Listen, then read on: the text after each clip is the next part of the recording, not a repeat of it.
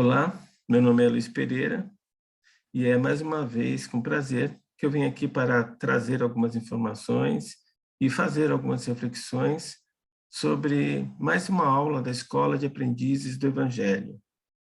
A aula de hoje é a aula de número 41, que tem como título A Prisão de Jesus e a sua entrega aos romanos.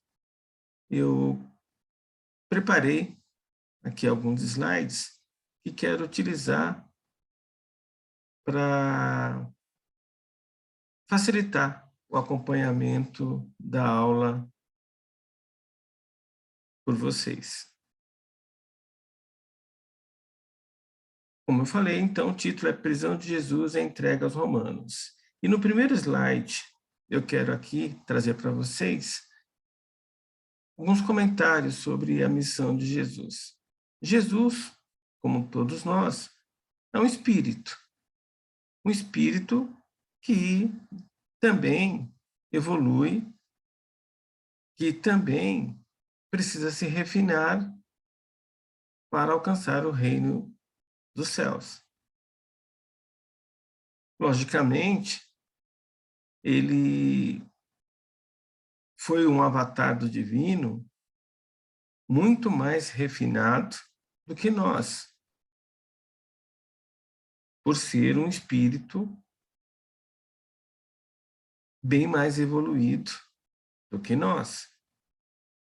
Isso fica claro quando lemos, estudamos os seus evangelhos.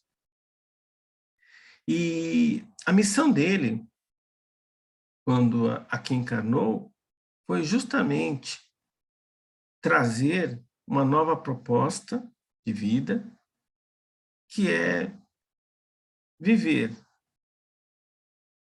na base do amor e da paz, como um agente de transmissão de amor e de paz. E a sua missão requereu um preparo. Ele precisou se preparar de diferentes maneiras para conseguir nos deixar essa referência de caminhada, de vida plena, em sintonia com o Criador e sua ação, em vida de amor e de paz. Ele tinha que ter um preparo espiritual e hoje temos claro que ele tinha, mas ele tinha também que ter um preparo intelectual. Afinal, ele não nasceu conhecendo tudo o que conhecia quando começou a sua missão, de acordo com os evangelhos, a tradição cristã, por volta dos 30 anos. Jesus provavelmente falava vários idiomas, então sabia ler e escrever, tinha conhecimentos avançados sobre medicina, sobre história, sobre oratória, técnicas de ensino, sobre a Torá, as escrituras judaicas. Enfim, ele tinha um preparo. E ele precisava também de um preparo físico, porque ele viajou muito. Para levar sua mensagem, para preparar seus discípulos, ele viajou intensamente durante os seus 3 últimos anos de vida. E isso fica claro nos evangelhos.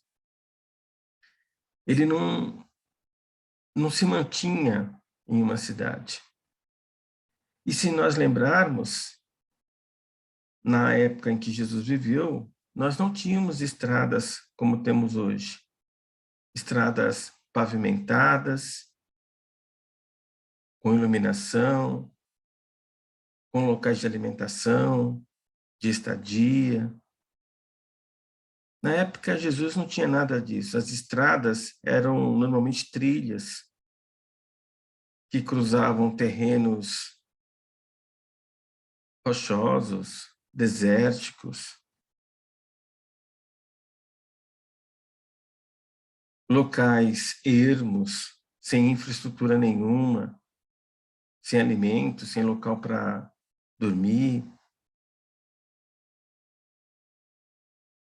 Naquela época ainda tinham muito ladrões que assaltavam os viajantes, então era comum procurar-se viajar em grupos, fazer sentinelas.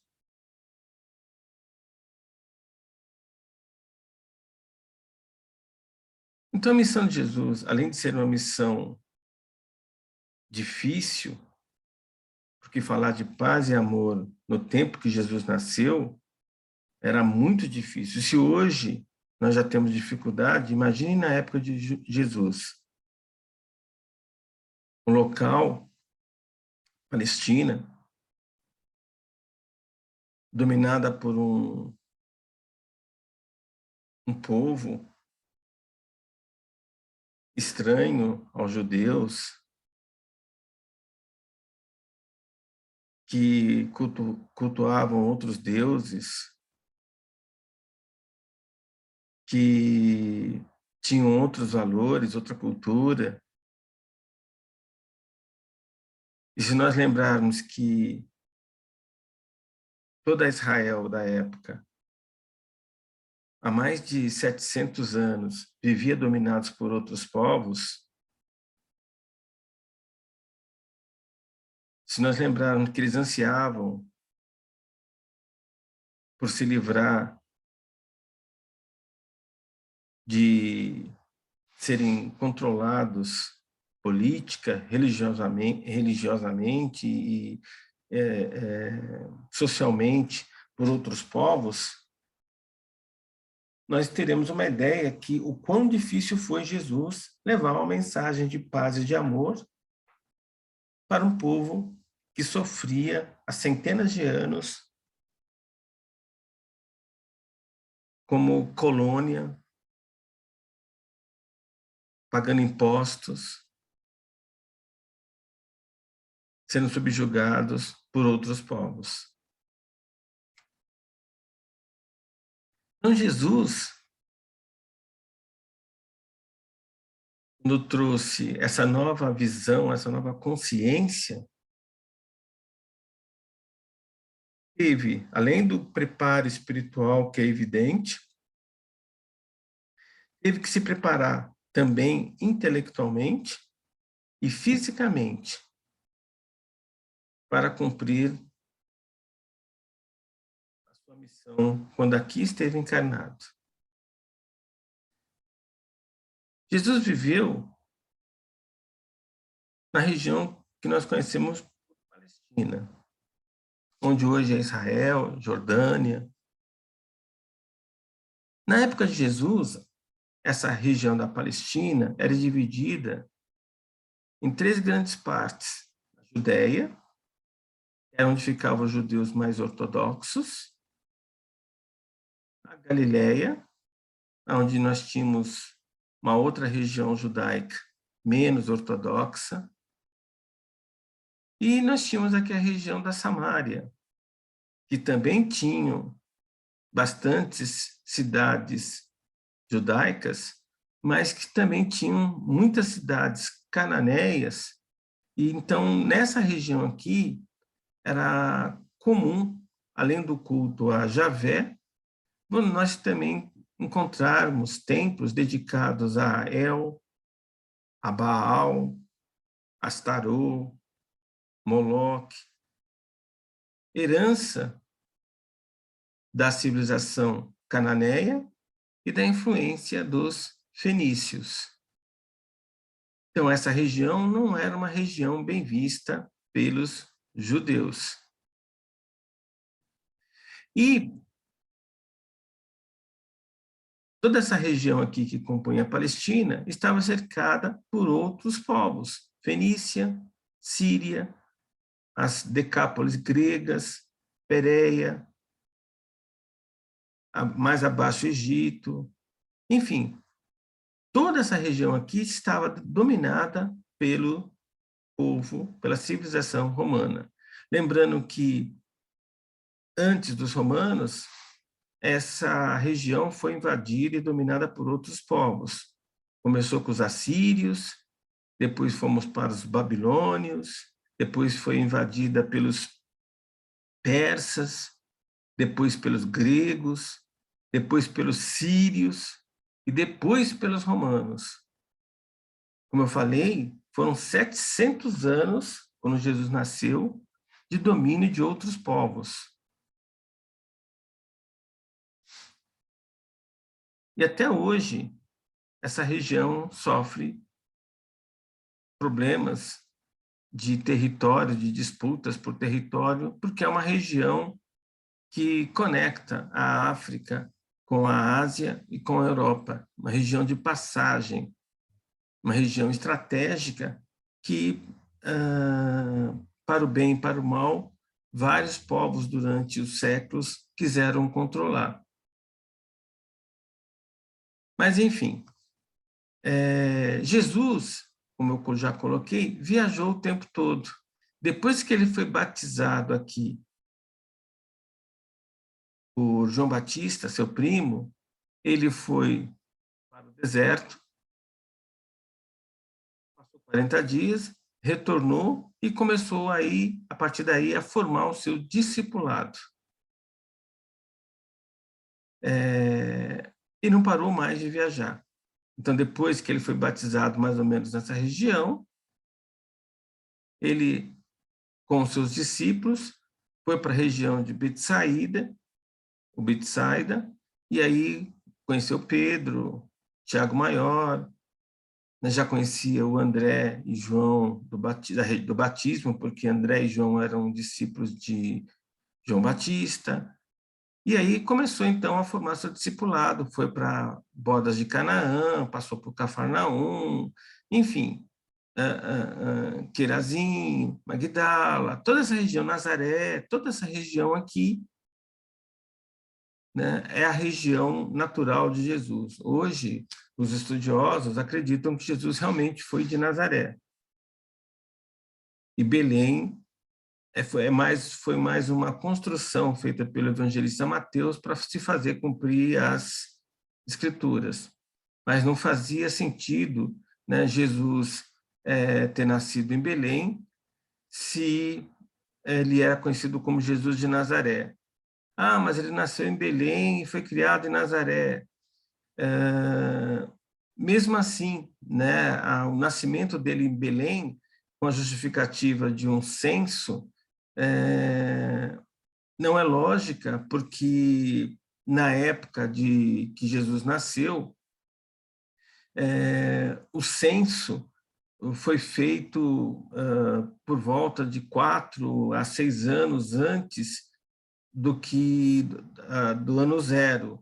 E, mesmo assim, os romanos não tinham costume de deslocar, fazer com que o povo dominado fosse para suas regiões de nascimento para fazer o censo. O censo era algo mais local.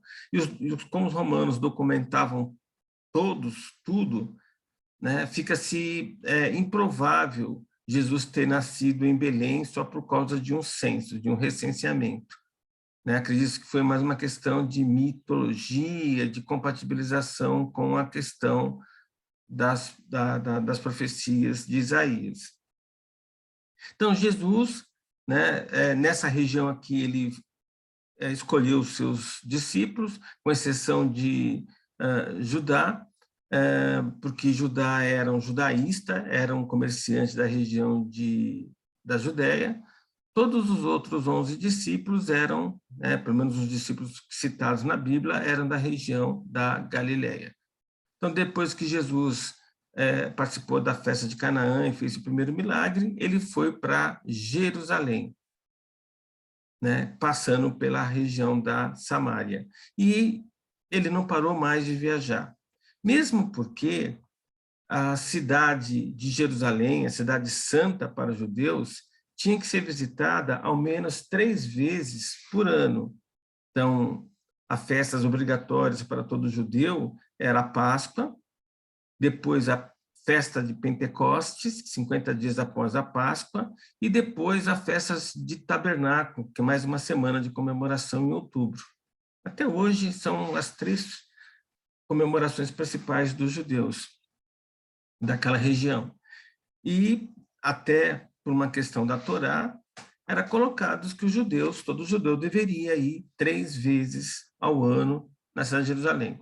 A Bíblia fala textualmente que Jesus foi para Jerusalém 4 vezes. Uma aos 12 anos, que é aquela ocorrência que ele fica conversando com os mestres do templo de Jerusalém, com os rabis, e os pais deles retornam para Galiléia sem eles, quando notam a sua falta, retornam e o surpreendem conversando com esses rabis. E as outras 3, depois do batismo. Né? A primeira vez no primeiro ano da sua missão, os seus discípulos, depois mais 2 vezes, sendo que a última, né, a 4ª viagem, de acordo com a tradição, é a que ele é crucificado. Mas ele viajou muito, né? Não só pela região da Judéia, como também da Samária, né? Essa região aqui. Na verdade, acredita-se hoje que Jesus conhecia toda essa região, né? Tanto a região das 10 cidades gregas, da Decápolis, como a região da Fenícia, né, a região da Pérea, da Itureia, da Idumeia, porque na Bíblia é colocado que ou ele visita essas regiões com seus discípulos, ou ele manda com que os seus discípulos vá até a região. Então, já até tiveram aula isso, disso eles vão até a Fenícia, voltam, vão até a Itureia, conhecer a Cesareia de Filipe, retornam, depois vão para Decápolis, gregas, retornam. E Jesus faz isso justamente para que seus discípulos conheçam outras culturas, com outros deuses, outros idiomas. E Jesus não faria isso se ele não conhecesse as regiões, se não conhecesse os idiomas dessas respectivas regiões. Ele fez isso para preparar seus discípulos para que levassem a sua mensagem após a sua passagem, após a sua crucificação. Então, ele fez tudo, pelo menos eu penso assim, de maneira bem calculada. Ele sabia que seria imolado em algum tempo futuro, ele intuía isso. Então, ele, de maneira intensa, procurou trazer informações e preparar seus discípulos para que pudessem, após a sua morte física, levar sua mensagem de paz e amor adiante para outros povos, outras culturas. Por isso que eu acredito, sim, que Jesus é um homem muito sábio, não só pelo que está no Evangelho, mas por tudo que ele precisava ter de preparo intelectual para deixar a mensagem que nos deixou e preparar seus discípulos. Acredita-se hoje que Jesus falava, além do aramaico e do hebraico, que eram os idiomas padrões dessa região aqui, né? Aramaico, o idioma, a língua mais popular, e o hebraico, a língua mais culta. Ele falava ainda grego e latim. Né? Na sua crucificação, na entrevista com Pilatos, ele fala diretamente a Pilatos. E Pilatos, que era o governador romano, era um romano, jamais iria falar hebraico, ou muito menos aramaico, com Jesus. Ele ia falar em latim. E Jesus conversou com ele, provavelmente em latim. Além disso, para Jesus levar seus discípulos para a região das Decápolis, ele deveria conhecer o idioma grego. Então, Jesus, sim, era um homem muito culto, deveria ter, acredita, como eu falei, acredita-se que ele estudou muito. Provavelmente, o evento dos 12 anos foi a sua entrada numa escola rabínica, numa escola farisaica. Era costume na época, aos 12 anos, os meninos passarem por uma entrevista no Templo de Jerusalém, na época da Páscoa, e alguns eram escolhidos para serem discípulos, para se tornarem rabis mais tarde. Os escolhidos ficavam 10, 15, 20 anos morando com o seu mestre. Normalmente, ficava no máximo até os 30 anos, quando ele deixava o mestre e ia construir seu próprio discipulado. Normalmente, ele era preparado para, numa cidade pequena, ser o líder religioso, ser o líder político, ser o homem, né, que orienta o povo de cada região. Então, era uma espécie de delegado, de médico, de juiz, de prefeito, de sacerdote. Rabi, então, era um homem com grande preparo intelectual e moral para controlar, administrar as cidades menores. Isso se ele não ficasse no templo.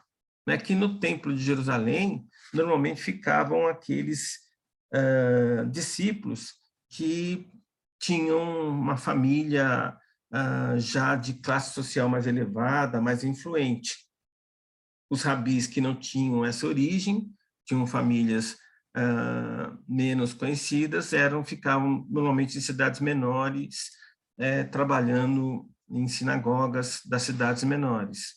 Porque os únicos templos que tinham nessa região inteira era o templo de Jerusalém, né? O templo que existia um templo na Samária, mas na época de Jesus ele não existia mais. Então existia só o templo de Jerusalém. E sinagogas. Sinagogas você tinha espalhadas por toda a região da Palestina da época. E Jesus, até pelo fato de ser chamado de rabi em várias passagens, pelo fato de ele entrar numa sinagoga e ler e interpretar uma passagem da Torá, ele tinha que ter autoridade para isso, porque não era qualquer judeu que podia subir no púlpito e ler a Torá e interpretar a Torá. Tinha que ser uma autoridade, tinha que ser um rabi, um homem sábio, um homem que estudou, que conhece, né, os livros que compõem o Pentateuco Mosaico, como os livros também de sabedoria, poesia, enfim, a Torá, que conhecia bem, né, a história do povo hebreu e da religião judaica. Então, sim, Jesus, para cumprir a sua missão, precisou ter um grande preparo intelectual e físico. Espiritual nem se conta, mas ele não pôde ser um qualquer. Ele tinha que se preparar. A pergunta que fica, nós precisamos, então, nos espelhar em Jesus para nos preparar de maneira adequada para a missão que cada um de nós tem neste plano, nessa encarnação na matéria.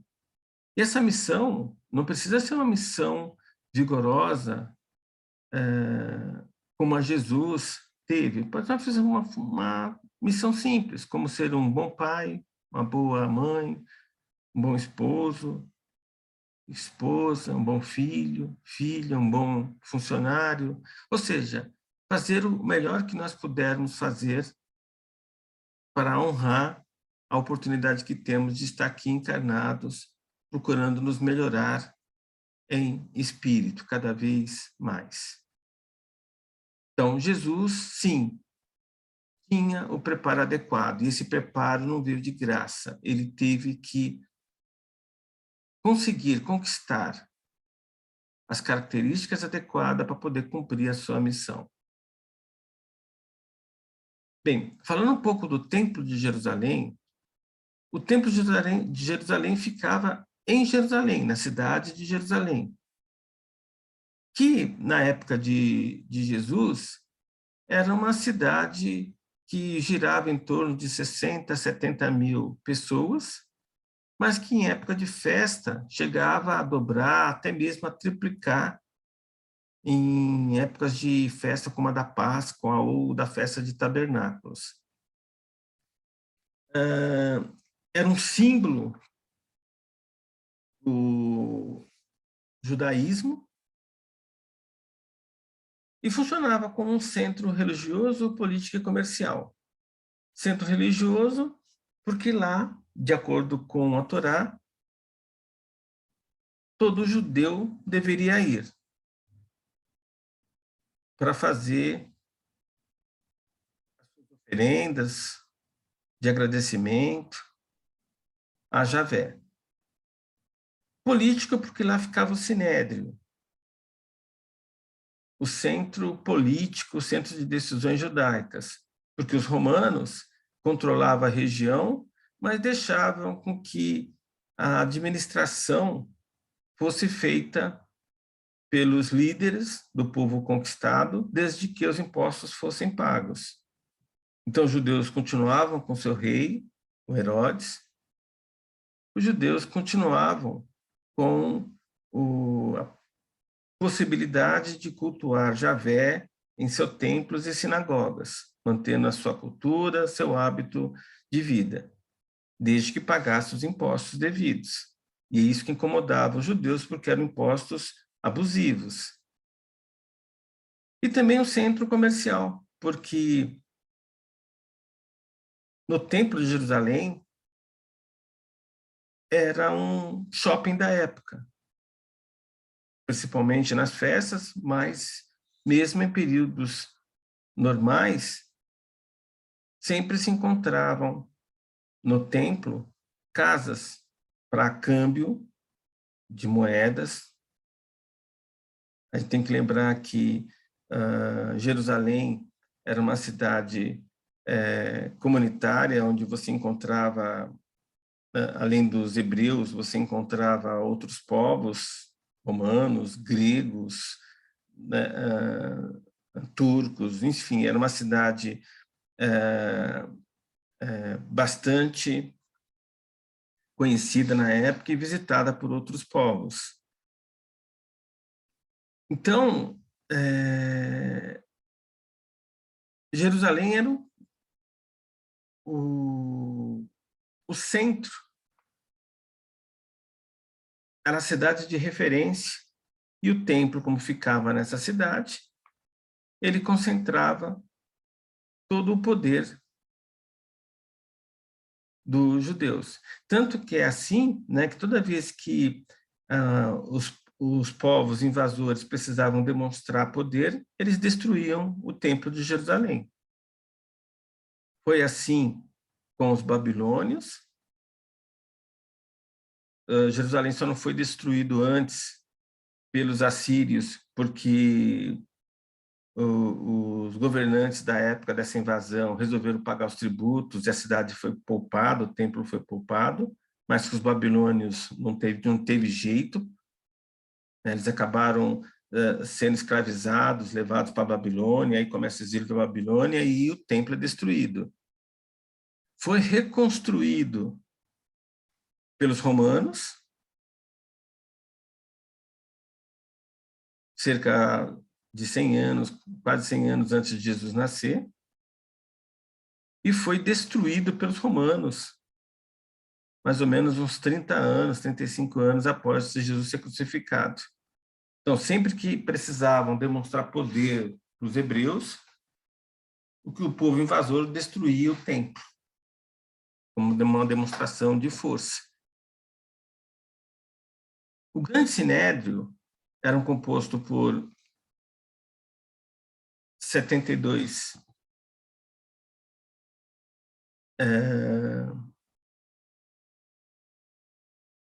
vamos dizer assim, juízes, né? Porque você tinha, compondo o Sinédrio, você tinha sacerdotes do templo, a maioria saduceu, mas você tinha também comerciantes, fazendeiros, pessoas de grande importância para a sociedade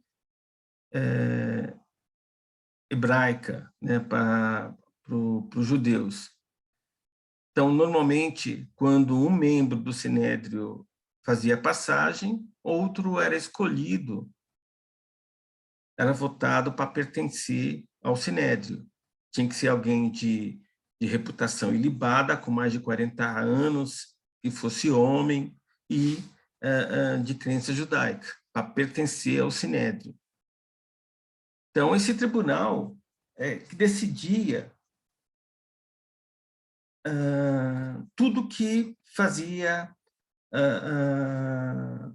relação ao povo hebreu, ao povo judeu da época, de acordo com os ditames dos romanos. Então, eles mantinham uma boa política com os romanos para que pudessem manter o conforto em que seus membros se mantinham. Então, eles incentivavam com que os cidadãos judeus pagassem seus impostos, procuravam desestimular qualquer ato de rebeldia ao controle romano, porque isso lhes era interessante para que mantivessem o seu poder, o seu conforto como judeus de poder. E isso que Jesus criticava muito, porque tanto os fariseus como os saduceus que compunham o Sinédrio cobravam a prática de maneira ortodoxa do judaísmo, mas, ao mesmo tempo, iam contra o povo, não se opondo, não negociando, não questionando a liderança romana sobre os altos impostos cobrados.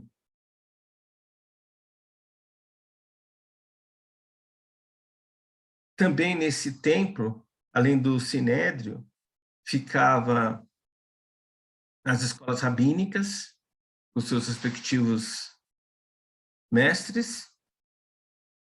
Então, nós tínhamos aqui, nesse templo de Jerusalém, nessa parte de baixo, as bancas de vendas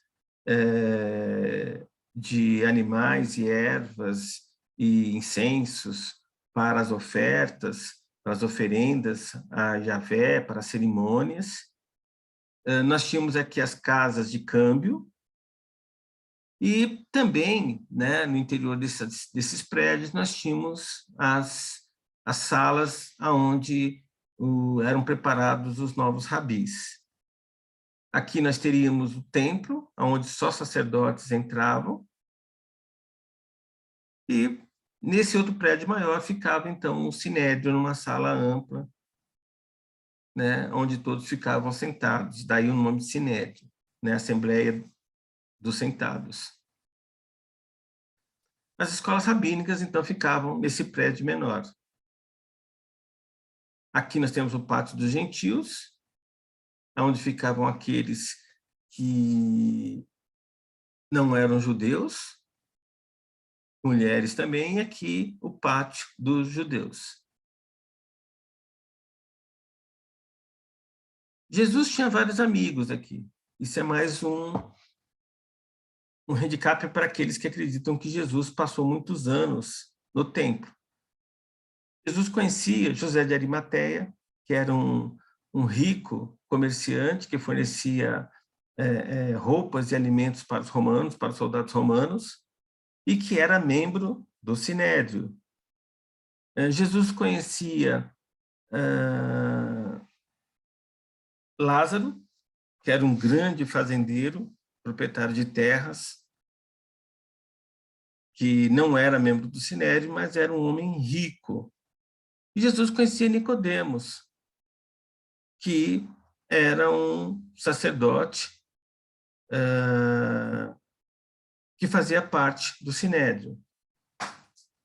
Então, Jesus não era uma pessoa qualquer. Ele tinha bons relacionamentos com pessoas importantes da cidade de Jerusalém, da região de Jerusalém.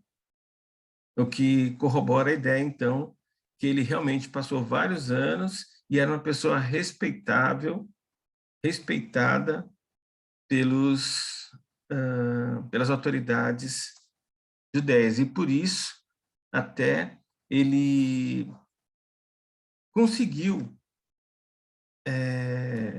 levar sua mensagem com bastante tolerância no início. Nós temos que lembrar que nessa época que Jesus viveu, tanto antes de Jesus como depois de Jesus, vários judeus se declararam Messias. E os romanos, e o Sinédrio em especial, uma aversão a esses Messias, porque o judeu esperava o Messias, mas um Messias guerreiro, comandante de tropas, que se colocasse com armas para expulsar os romanos da Judéia. E como Jesus tinha um discurso diferente dos demais messias, houve-se uma tolerância inicial maior a Jesus, quando ele começou a sua pregação, e só com o passar do tempo, com as críticas que ele fazia ao Sinédrio, aos saduceus e fariseus, é que começou a uma animosidade maior dos judeus, inclusive procurando maneiras, né, de acusá-lo formalmente de heresias, de atos contrários à fé judaica. Já os romanos monitoravam à distância Jesus, mas não tinham, a princípio, nada contra ele. Pelo menos, historicamente, é o que se tem hoje. Que os romanos, a princípio, não tinham nada contra Jesus. Tanto é que, textualmente, nos evangelhos, é colocado que Pilatos resiste, né, em condenar Jesus à morte, porque Roma, em especial, não tinha nenhuma acusação contra Jesus. Jesus acabou sendo sacrificado, imolado, mas por uma questão política, de favor, de atenção dos romanos aos pedidos das autoridades judaicas da época. Não porque os romanos queriam realmente a morte de Jesus. A ressurreição de Lázaro se deu um pouco antes da Páscoa. Acredito que tenha acontecido logo depois da festa dos tabernáculos, provavelmente no mês de dezembro, talvez início de janeiro. A festa dos tabernáculos acontecia em outubro, e foi a última viagem que Jesus fez, então, para Jerusalém, porque ele foi para Jerusalém, de acordo com o texto bíblico, e ele já intuía o seu fim. Não que ele lia o futuro, né? Mas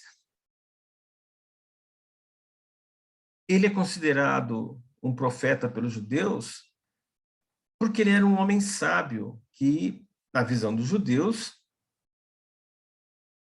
era um interlocutor, intermediário do divino, de Yahvé.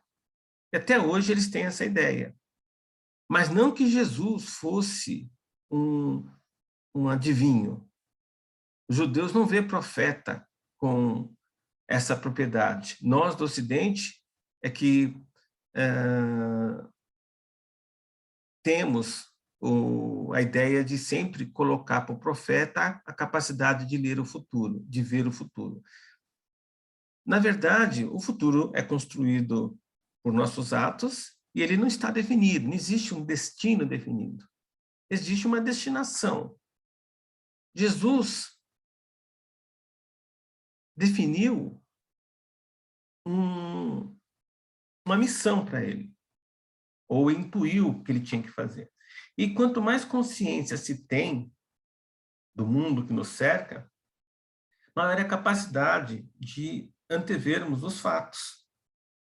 É como um consultor que orienta um empresário a agir de determinada forma, uma mãe que aconselha o filho, não continue agindo assim que você vai se dar mal, vai ter problemas.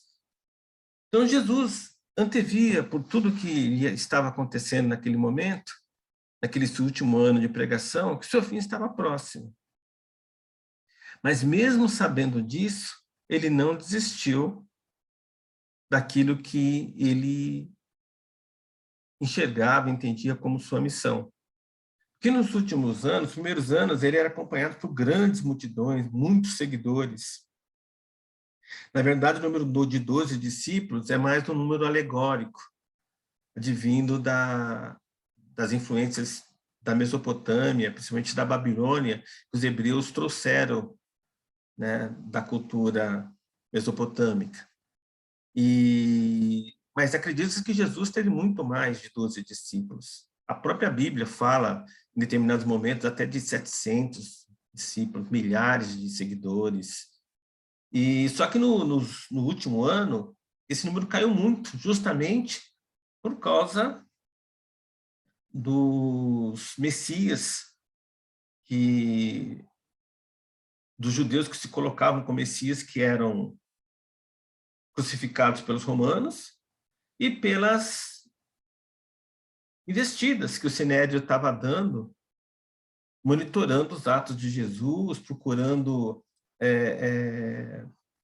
achar crimes naquilo que ele falava ou fazia. Então, no último ano, quando ele resolve fazer a sua última viagem para Jerusalém, para a festa dos tabernáculos de outubro, a quantidade de pessoas que o seguiam era menor do que os 2 anos anteriores.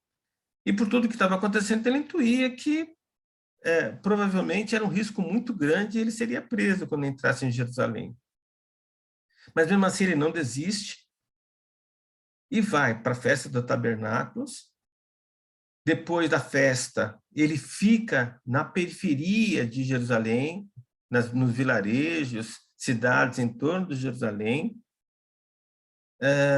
só entrando em Jerusalém, de maneira triunfal, inclusive, no domingo anterior à sua crucificação, que os católicos chamam de Domingo de Ramos, onde ele entra, né, de acordo com a tradição cristã, sentado num burrinho. Mas ele protela, então, a entrada ali, migrando, mudando de cidade em cidade, de vilarejo em vilarejo, justamente para dificultar a sua prisão. E mesmo na semana que ele entra em Jerusalém, ele não fica no mesmo local. Ele fica na periferia da cidade, dentro dos muros, mas na periferia, próximo ao muro, e sempre em casas diferentes à noite. E durante o dia, né, é que ele, misturado a população, aos seus seguidores, visitava outros locais. Como era uma semana de festa, né, era difícil prendê-lo, porque os judeus queriam prendê-lo à noite. Mas como ele pousava à noite em cada dia em uma casa, né, ficava difícil prendê-lo. Conseguiram prender Jesus só quando Jesus assim permitiu. Ou seja, de acordo com a tradição, na quinta-feira, à noite, ele resolve sair da cidade e pousar, dormir no Monte das Oliveiras, no Getsemane, né? No Jardim do Getsemane, Monte das Oliveiras, talvez até para evitar tumultos e permitir a sua prisão sem maiores problemas para os seus seguidores. Então,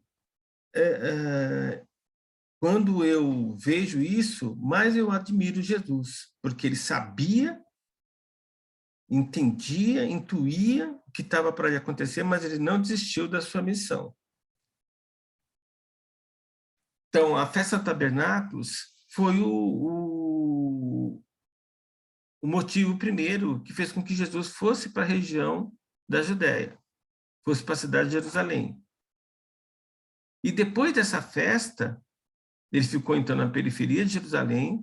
Quando ele soube da morte, né, de Lázaro, que era um dos seus amigos, e foi então até lá e praticou a ressurreição. Lembrando, de acordo com a nossa doutrina, nós não temos milagres, então acredita-se que o Lázaro não tinha morrido, estava no estado catatônico,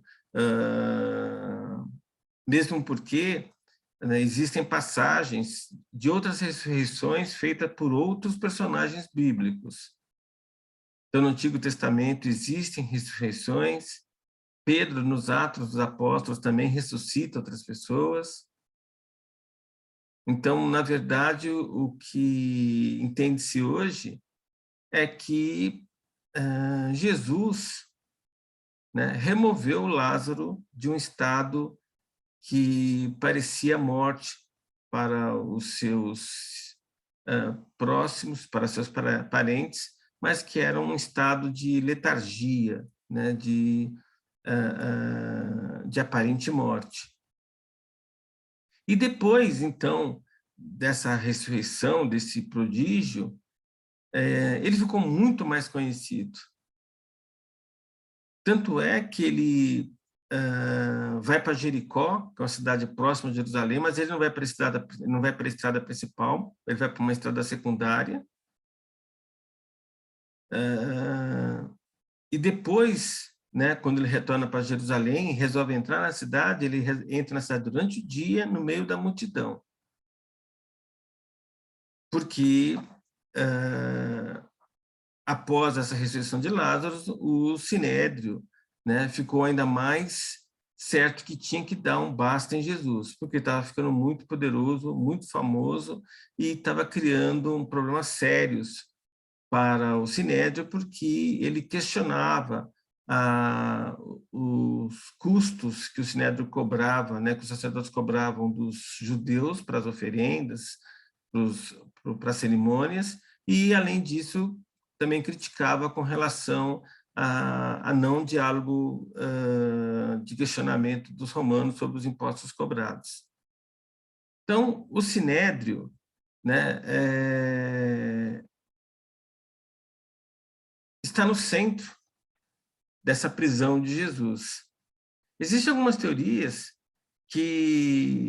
sobre essa prisão de Jesus. Alguns acreditam que Pilatos, Roma, queria sim a prisão de Jesus.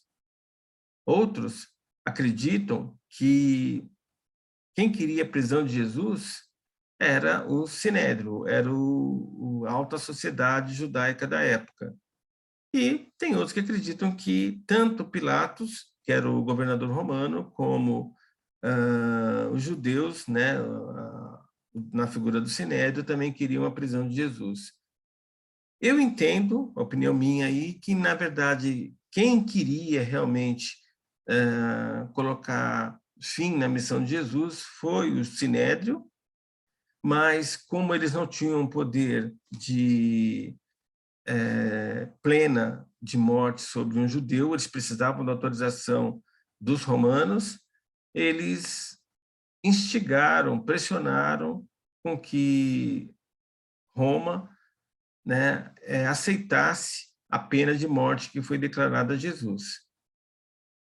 Então, na verdade, no meu modo de ver, quem queria realmente a morte de Jesus foi o Sinédrio, os juízes, sacerdotes que controlavam a região da Palestina na época e que pressionaram o governador romano para que declarasse a sentença de morte contra Jesus e, pior, né, que trocasse a pena de morte padrão dos judeus, que era apedrejamento, pela crucificação, que era a pena de morte dos romanos,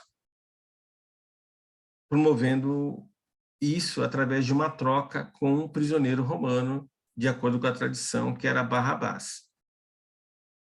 Essa reunião do Sinédrio, então, que definiu que Jesus deveria ser preso, né, está cheia de inconsistências, de ilegalidades, e havia todo um rito para se prender e julgar algum judeu. Existe um rito legal, né? Então tinha que ser aberto um processo, tinha que ter acusações, tinha que se ter um advogado, né? Alguém que defendesse o réu, se ele fosse condenado, ele teria uma segunda chance de julgamento, uma apelação, e nada disso foi seguido, né? Então, teve, por exemplo, encontros em casas privadas, o que é algo que, de acordo com o regulamento de funcionamento do Sinédrio na época, não poderia ocorrer, as reuniões sempre deveriam acontecer no Sinédrio. Teve reuniões noturnas, também não poderia acontecer, as reuniões tinham que ser durante o dia, não poderia ser em véspera de feriado, como era a semana da Páscoa, da festividade da Páscoa. Penas de morte não poderia ser dada por parte do Sinédrio, tinha que ser por todos os representantes do Sinédrio, uma votação aberta, né? E, como eu falei, em caso de pena de morte, deveria ter um segundo julgamento. Inclusive, não poderia ter um 100% de voto condenatório. Não podia ter unanimidade. Senão, se tivesse, o acusado era considerado absolvido, porque, de acordo com a tradição, ele não teve um bom defensor. Enfim, a prisão de Jesus já denota toda a vontade do Sinédrio em prender Jesus, que fizeram de maneira rápida e totalmente fora do padrão que era utilizado. Jesus, como já coloquei, foi preso, então, no Monte das Oliveiras, pela polícia do Sinédrio. O Sinédrio, então, tinha direito a ter uma guarda, a ter uns soldados judeus, e permitia, né, que o Sinédrio pudesse fazer atos de polícia na sociedade. Então, era uma pequena tropa que o Sinédrio mantia, que podia andar armada. Eram os únicos judeus que podiam andar armados, mas eram poucos. Lembrando da questão do orai e vigiai, que Jesus, no Monte das Oliveiras, pede para que seus discípulos façam isso, eles se preparando espiritualmente para o seu martírio, e isso, né, é marcante e mostra a fragilidade humana. Quer dizer, mesmo as pessoas que o seguiam, que o conheciam de perto, não tiveram força, determinação de orar mesmo num momento difícil da vida de Jesus. A sua personalidade, né, é meio controversa, porque os próprios evangelistas não deixam isso de maneira uniforme no texto. Enquanto Marcos e Mateus colocam Jesus bem humano, um Jesus que tem medo, um Jesus que sofre, um Jesus que se lamenta pela sua sorte, pela sua prisão, pelas suas dores, pelo seu fim. Lucas já coloca ele como uma pessoa altiva, que tem coragem, não reclama. E João já coloca Jesus já como um ser divino, que inclusive, né, bate de frente com as autoridades, tanto judaicas quanto romanas, com relação a todo o processo. Então, essas inconsistências hoje, os exegetas, os estudiosos do Evangelho, colocam, na verdade, como interpretações, né, daqueles que escreveram o Evangelho, né? Porque os Evangelhos foram escritos muito depois, mais de 30 anos, o de Marcos, que é considerado o primeiro Evangelho, mais de 30 anos após a crucificação de Jesus. Então, muita coisa foi escrita por uma questão de tradição, de memória, até por achismo, e não como fato. E as contradições entre os próprios evangelhos, de como Jesus encarou essa sua reta final, já denota isso. Mesmo porque a gente tem que se ater que os evangelhos tinham finalidades diferentes. O Evangelho de Marcos, que é o segundo na ordem, mas foi o primeiro que foi confeccionado, foi feito por Marcos, que não conheceu Jesus e era discípulo de Pedro. Esse sim conheceu Jesus. E o Evangelho de Marcos foi feito a pedido de Pedro, quando Pedro estava em Roma para apresentar Jesus aos romanos.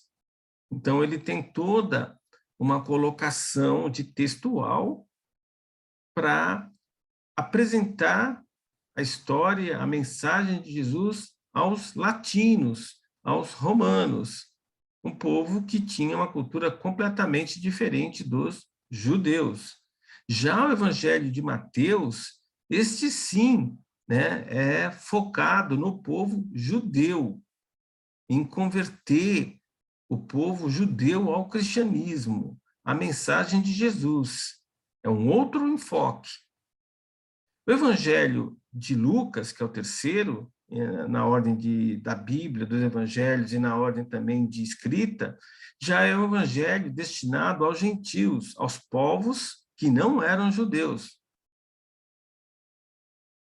E o de João foi o último, feito quase 60 anos após, mais de 60 anos após a morte de Jesus, foi feito já para os cristãos de maneira geral.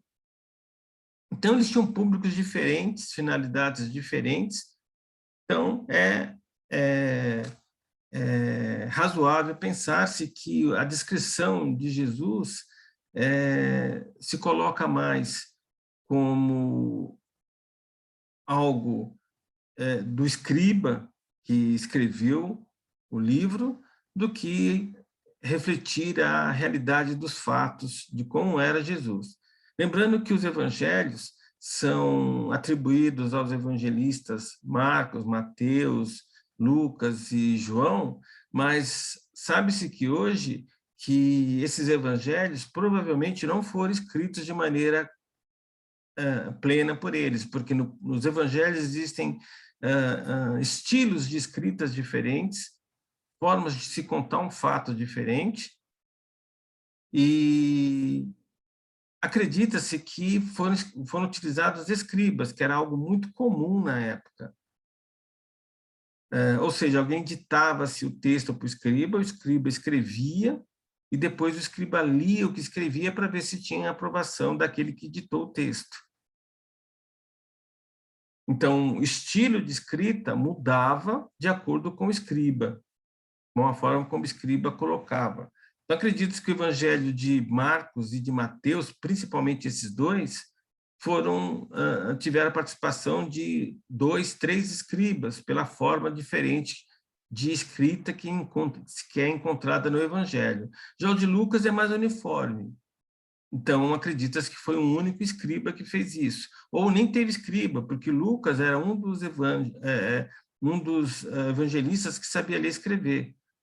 De acordo com a tradição e os estudiosos, os únicos discípulos diretos de Jesus que sabiam ler e escrever seriam Mateus, que era um cobrador de impostos, Judas Iscariotes, que era um comerciante, provavelmente então sabia ler, escrever, fazer cálculos, e talvez o Tomé, que era um discípulo de origem grega, talvez soubesse ler e escrever. Com certeza, Mateus e Judas Iscariotes, que cuidava da economia das viagens de Jesus, é que sabiam ler e escrever. Já o Marcos, que foi discípulo de Pedro, talvez sabesse ler e escrever, mas existe ainda muito questionamento sobre isso. Lucas era um médico da época, tinha uma educação bastante ampla e forte, né? Era amigo pessoal de Paulo, ele foi discípulo de Paulo, e atribui-se a ele o evangelho, e provavelmente ele mesmo escreveu ou usou um único escriba para fazer isso.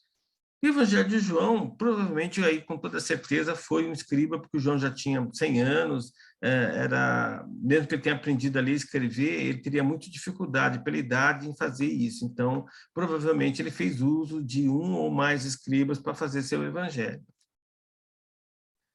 Bem, da mesma forma que a prisão de Jesus pelo Sinédrio teve atos irregulares, o seu julgamento pelo Sinédrio e pelos romanos também foi totalmente irregular, várias irregularidades. Como, por exemplo, né, não ter um defensor que pudesse representá-lo, defendê-lo das acusações que lhe eram colocadas. Né? E a segunda audiência de apelação que ele não teve, ou teve, mas na verdade foi meio que orquestrada, né, para acontecer, tinha acontecido em 24 horas, aconteceu em poucas horas depois do primeiro julgamento, e foi mais uma representação, né, para que validassem a pena de morte de Jesus e conseguissem a crucificação em vez do apedrejamento. Bem, Jesus, né, numa noite, isso é uma coisa que muitos historiadores questionam, participou porque ele foi preso na quinta, e nessa noite da quinta ele participou de 6 audiências, na casa de Anás, de acordo com João, que era o sogro de Caifás, que era o presidente do Sinédrio, e o próprio Sinédrio, ou seja, tanto na casa de Caifás como na casa de Anás, são atos irregulares, porque não poderia Jesus passar em audiência em casa de ninguém, tinha que ser direto para o Sinédrio, e o julgamento do Sinédrio não poderia ter sido à noite, então, só coisas erradas aí. E nas autoridades romanas, né, Pilatos, depois Herodes, que era o rei dos judeus, né, escolhido pelos romanos, e o próprio Pilatos de novo. Então é meio estranho, porque nesse tipo de julgamento, os romanos normalmente não eram requeridos, não se abstraíam, não queriam participar. As autoridades romanas, no caso Pilatos, aí só participaria de fato se fosse um prisioneiro romano, alguém que está, um Messias, por exemplo, um judeu que se declarasse Messias, atracasse uma tropa, uma caravana romana. Aí os romanos julgavam, a sentença era a crucificação, e os judeus nem participavam disso. Quando era algo relativo aos judeus, os romanos também não participavam, só autorizavam ou não no caso de morte, porque mesmo a pena por apedrejamento, como foi de Estevão, está narrada no Atos dos Apóstolos, teve que ter autorização romana para isso. Mas a pena de crucificação é uma pena romana. Também se questiona isso, né, porque Jesus teve uma pena de morte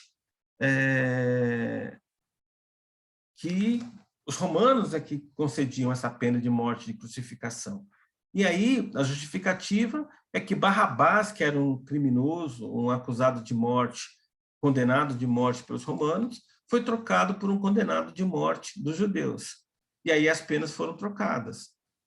Né? Jesus ficou com a pena de Barrabás que era da crucificação, e Barrabás foi solto. Mas questiona-se muito isso hoje, porque o único fato onde um prisioneiro romano é solto, ainda mais um que atacava os romanos, é esse texto do Evangelho. Inclusive, questiona-se até a existência do próprio Barrabás, que ele só é encontrado no Evangelho. Nenhum texto judeu, no Talmud ou na Torá, não se faz nem menção nenhuma a Barrabás. E, para terminar, eu queria colocar aqui, de maneira para se pensar, a postura de Jesus, de acordo com Lucas, no Sinédrio. Se manteve altivo, calmo, perspicaz, manso e compassivo o tempo todo, né? Se contrapondo, né, à visão que o Evangelho de Mateus e de Marcos colocam, com Jesus que se lamenta, que sofre, que tem medo da morte. Já Lucas e João colocam Jesus de uma outra forma perante ao Sinédrio. E essa passagem, né, em João, coloca bem isso, né, que quando perguntam se Jesus se colocava como Messias, como Filho de Deus, ele responde de maneira indireta, colocando para Caifás, que é o presidente do Sinédrio, STF da época, né, que tu o disseste. E, para pensar, né, eu deixo essas reflexões. Como agimos diante de quem nos decepciona? Muitos acreditam hoje, de estudiosos, que Judas traiu Jesus porque ele imaginou que, quando Jesus fosse preso, ele ia fazer algo de extraordinário, como, sei lá, derrubar todos os soldados, fazer algo prodigioso, e aí ele, então, para não ser preso, iria começar uma revolução armada contra os romanos. E que Judas, então, agiu, né, traindo Jesus, delatando o local onde ele estava, justamente por estar decepcionado com Jesus. E queria forçar, então, uma reação dele. Anás e Caifás, em nós. Como agimos quando nossa estabilidade material é ameaçada? Nós protejamos a todo custo a nossa estabilidade material? E como agimos diante de perspectivas de problemas de alguém, de um amigo em nós? Nós negamos, como fez Pedro, fazemos de conta que não é conosco? E como agimos diante de um companheiro em dificuldade? Nos afastamos em vez de ajudar? E como agimos quando a nossa reputação está em jogo, a nossa autoridade está em jogo? Nós lavamos a mão, como fez Pilatos? Dizemos que não é conosco? Passamos a bola, como fez Herodes, para alguém? E como nós nos comportaríamos estando no lugar de Jesus, na situação que ele estava? Bem, é isso. Espero que possamos, me coloco também na mesma situação, refletir sobre a passagem de Jesus, onde ele fica claro que, mesmo diante de um cenário difícil, ele não desiste de ir até o fim com a sua missão, custe o que custar. Que nós possamos, dentro de nossas possibilidades, dentro de nossas limitações, no nosso dia a dia, agirmos de maneira a verdadeiramente nos colocarmos como cristãos, vivenciando seu amor, sua paz, vivenciando o nosso dia a dia, através de nossos exemplos, o seu amor e sua paz. Que assim seja.